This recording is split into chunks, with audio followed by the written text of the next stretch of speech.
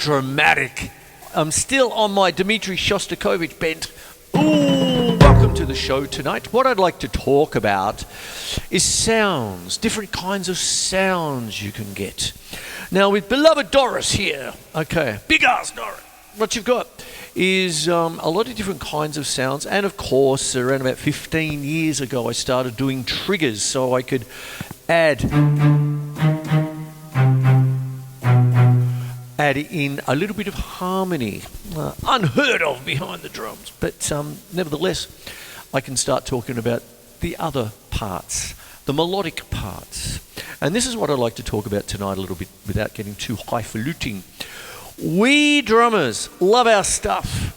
I know drummers that have got a dozen snare drums and they all hit them the same way, you see, and stuff like that. Beautiful, don't get me wrong. Now what it is here's our little snare drum here. They're sympathetic rings. I actually have taken the triggers off, or it is triggers, plural, because I've put them over here and it's a jewel.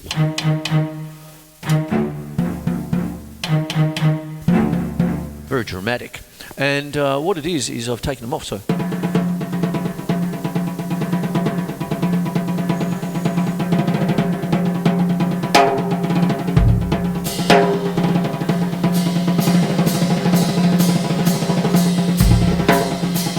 Now, I'll talk as I go. I'm trying to tell a story. One of the big things is trying to get the little cherubs to practice regularly, half an hour a day at least. It's just a good start. It's not the end point, it's a start.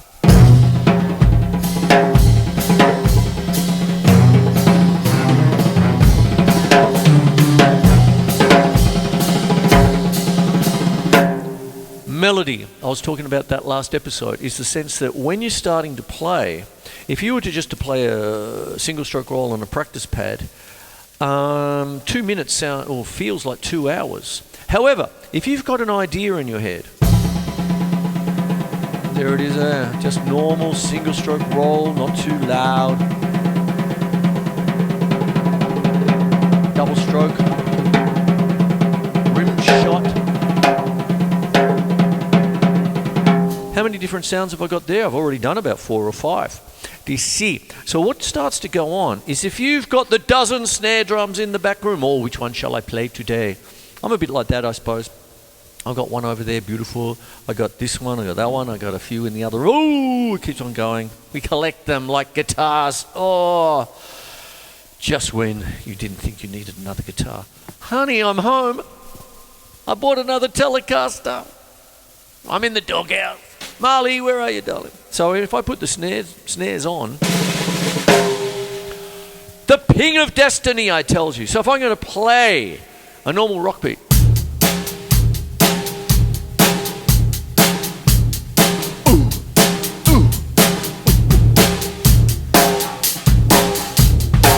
the crack.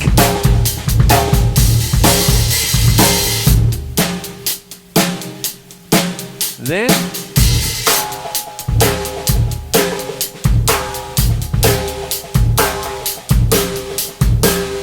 poing, ping, poing. You can actually start a shallow rim shot will start to give you a kind of a piccolo snare drum sound. This one's a 6.5, and what you've got there is if I play it normally, rim shot.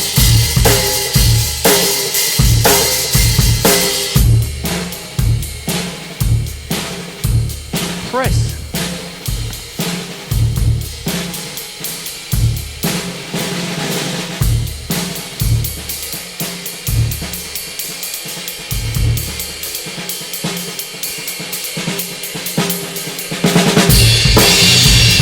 Dynamic, soft to loud.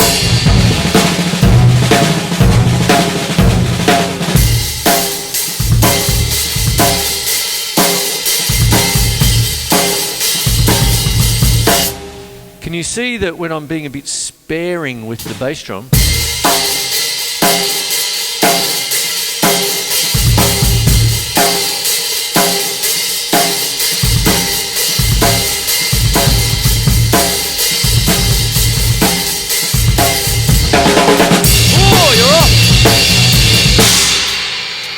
And there you go. There's a little bit of continuity about this show with the last one too, because I've got the same kind of triggers on. After one Dmitri Shostakovich, which I'm on a bit of a bent at the moment for, and wonderful composer. And that's his motif, D, E flat, C and B. It spells his name, D for Dmitri, S-C-H in German. Okay, it's even on his gravestone, written out, very famous, very, very famous. And very timely too, given what's going on in the world as well, because he was a true, he was just wonderful. Anyway, enough of that, it's a different subject. Now what I'm doing is giving you contrasts and different things. Barry Altschul is a little-known New York jazz drummer. He's still with us. And I loved his drumming with Chick Corea early on, when Chick Corea was a little bit out there, with Anthony Braxton and all that. And with his lessons, he'd say things like, give me 50 sounds out of your snare drum. So you have the edge as you go in. It's fuller. You can get a rim shot. You can ping, gaffer it down, Chris. You can put the snares on.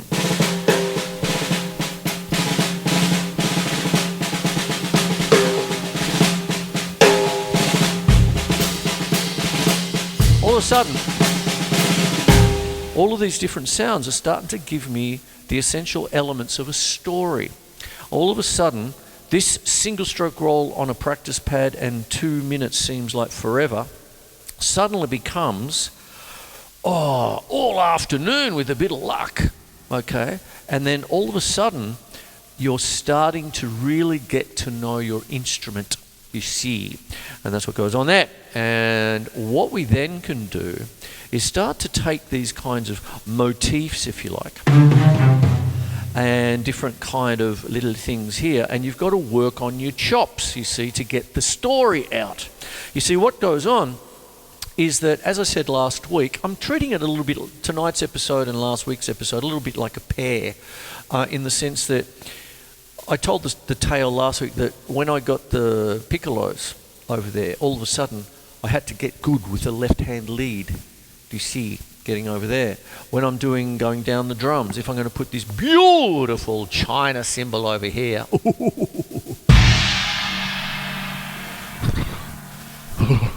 wonderful. But I'm down here, what am I going to do? I did that last episode. So, you build up solutions, do you see? And then what happens, that becomes your little array of chops. Okay. Now, for just the fact that I've got multi-sticks here, I'm going to use the mallet ends now. I'm going to take the snares off this snare drum, not triggered. A little lilt.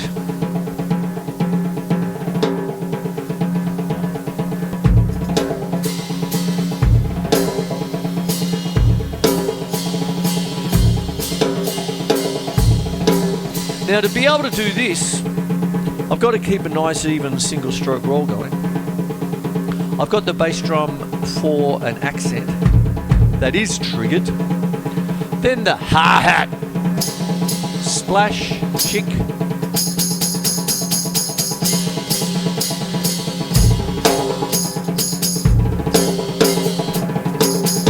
I'll stop there. Come on, give me a chick.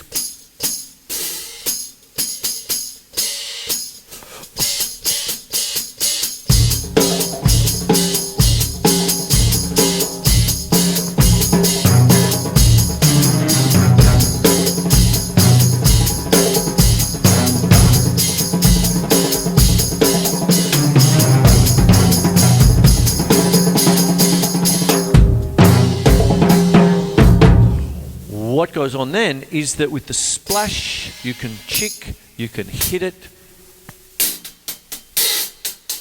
all the different sounds, very beautiful, versatile piece of equipment.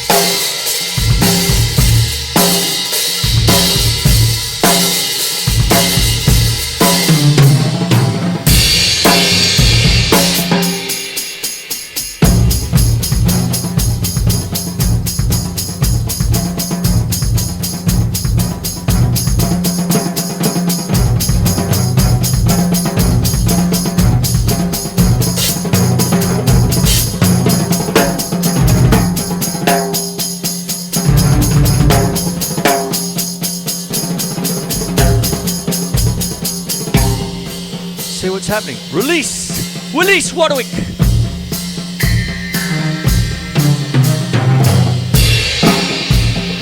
I'm telling a story now. That all started with a single stroke roll. Starting to put in little dramatic accents there. But then the hi-hat, you've got the different ways that you can play it. You can play it with your hand, you can play it with your foot, you can splash it, you can chick it, you can do all sorts of different things. And depending on what you can do with it, you can start to work the mechanics a little bit. Because it's like playing spoons. You see, you might have a little tap, like tap, tap, tap, tap, tap.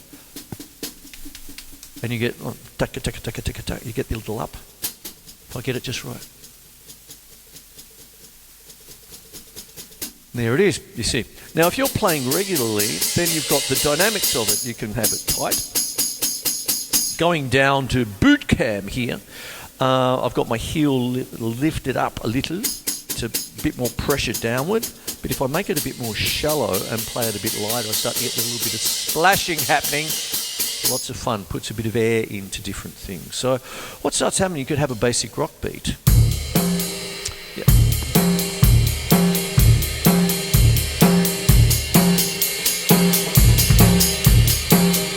What's done on the off beats, a little bit funky.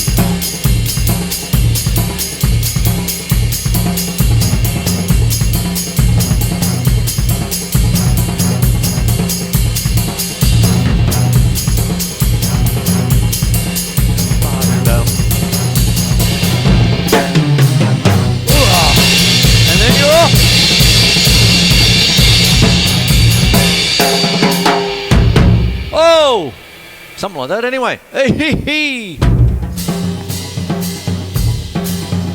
Now we can start to get into things. If I'm still just doing a single stroke roll, introducing the hi-hat, I don't need to. It introduces itself. But what it is the different kinds of aspects of it, you see. For so many, the snare drum is the snare drum sound. Bang, crack, crack. For so many, the hi-hat has just a couple of sounds. And then the crash cymbals, the ride cymbals all have that. But I'm really talking about the nuance, what you can do with it. You see, you can have it tight, loose. You could have the snare drum just edge, in.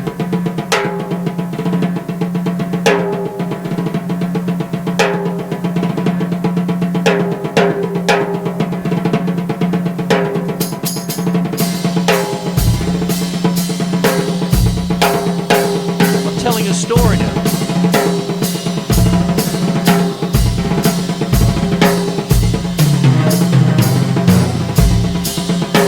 Hopefully.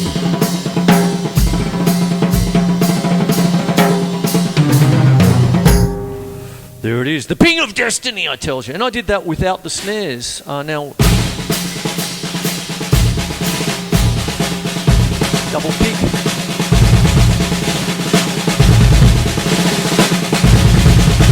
Now, because I was talking about Dmitri Shostakovich over the last couple of episodes, one of his most famous ones is Symphony No. 7, which was written during the siege of Leningrad in World War II when the Nazis were marching in. And there's a long bolero in the movement where they're trying to, march in.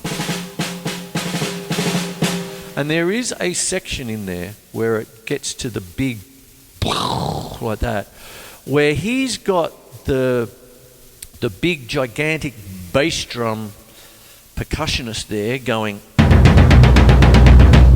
along with the snare drummers going.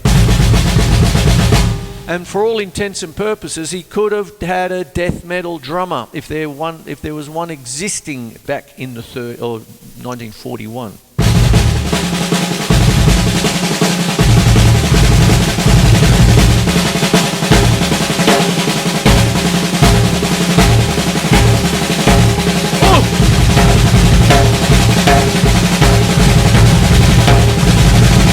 Oh, Dmitri! There it is. So I'm sorry I'm rabbiting along with him, or rabbiting about him quite a bit. It was his birthday on the 25th of September.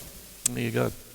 And during that week, ABC Classical was playing his stuff all week long. Fantastic. And it really, do yourself a favour and go and have a listen. Wonderful music, his symphonies, the string quartets were beautiful. Okay. And there you go. Anyway, but what happens is then you have a purpose and a reason to practice, you see. Now, if I take them off again, go back a little bit. Back to that. You can then start to think about song forms.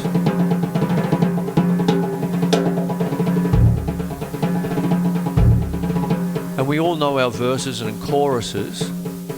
Let me go through them very quickly for you. You've got binary form. We know that best as We Will Rock You. That's the Shostakovich version. We will rock you, comrade.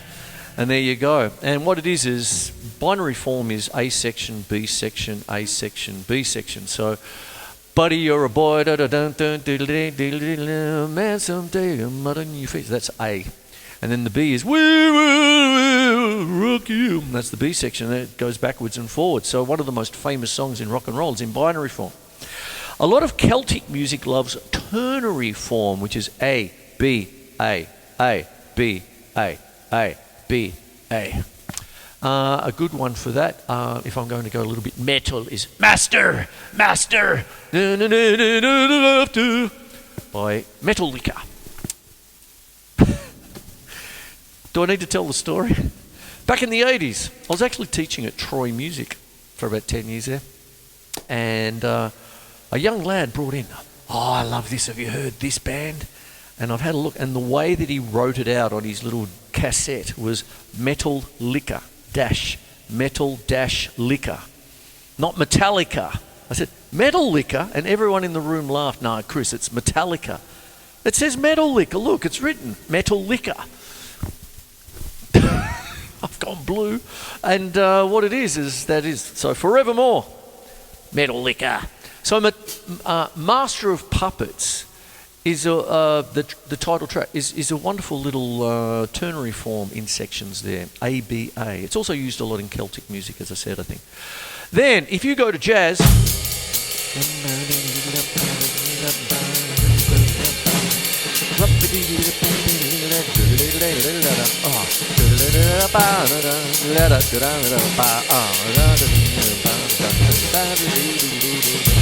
I'm doing ornithology by Charlie Parker.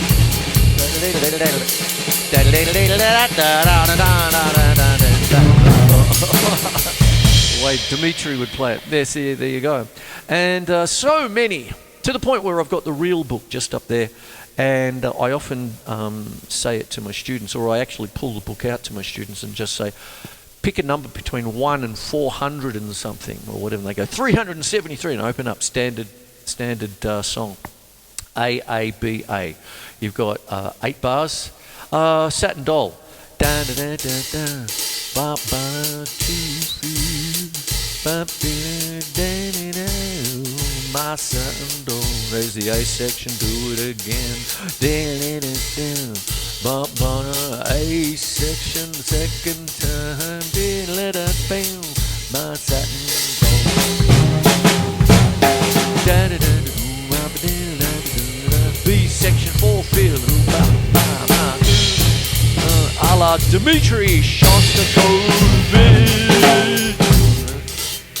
Back to the A section again, then you're out into the solo. Standard song is wonderful.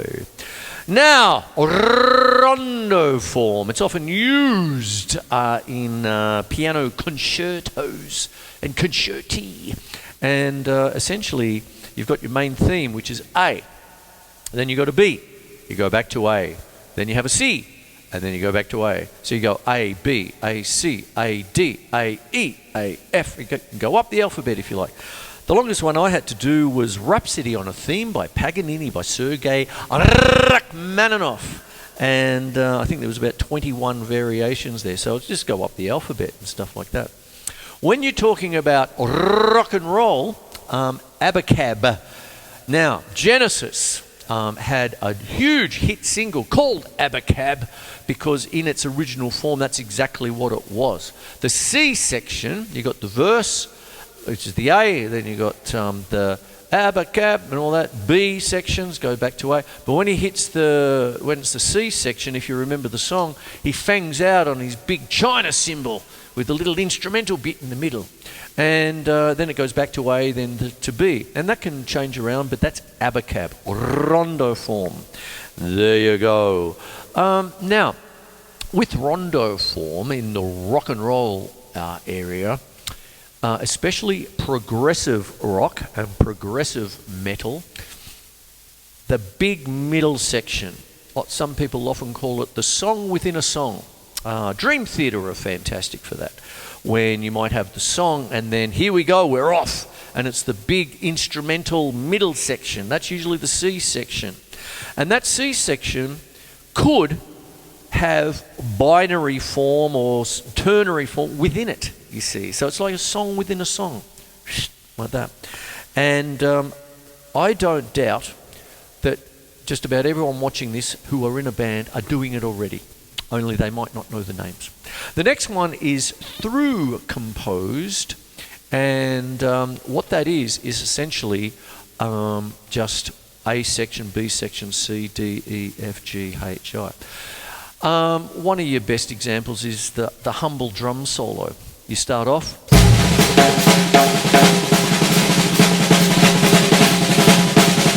Oh, snare drum bit, get that out of the way. Hit some cymbals.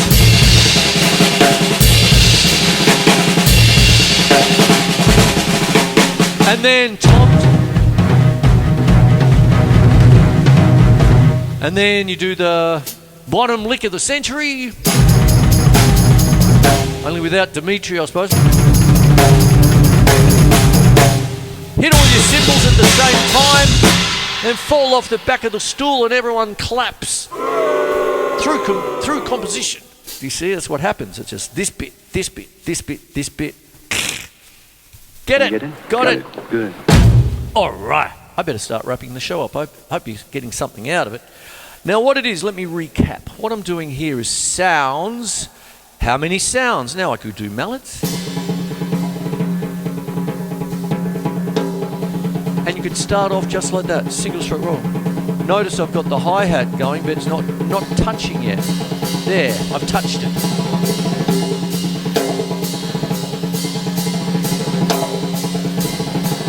Now I've got to tell a story.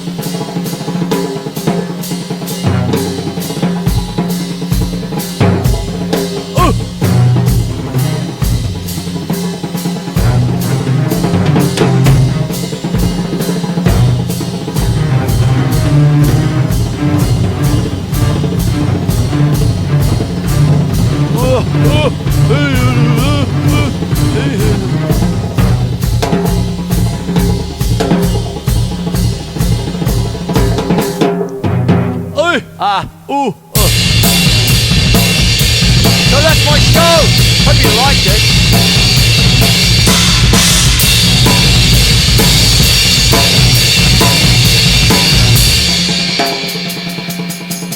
So my name's Quinlan. What I'm doing is essentially tell a story. Get you practicing. 2 minutes can feel like forever if it's just a practice pad. I understand. But if you tell a story, you can be there all afternoon.